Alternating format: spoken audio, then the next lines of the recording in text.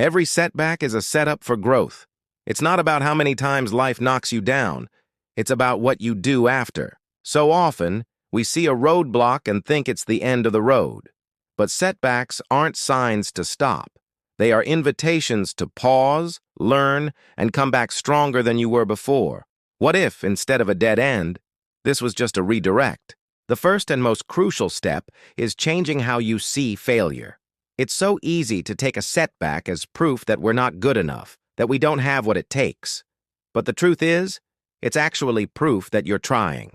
Growth simply doesn't happen without friction. Every challenge you face is just feedback, not a final judgment on your worth or your abilities. So instead of asking, "Why did this happen to me?" start asking, "What is this teaching me?" That single shift in perspective can change everything. It moves you from a place of judgment to a place of learning and empowerment. Once you've learned the lesson, it's vital that you don't stay stuck in reflection. It's time to take action. This is where you plan your comeback.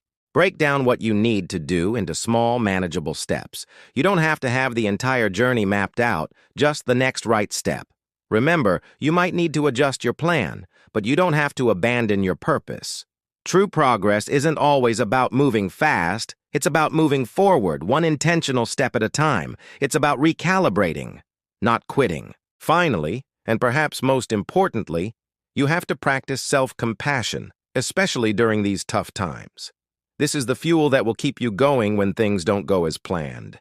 Beating yourself up after a mistake doesn't build resilience. It just tears you down.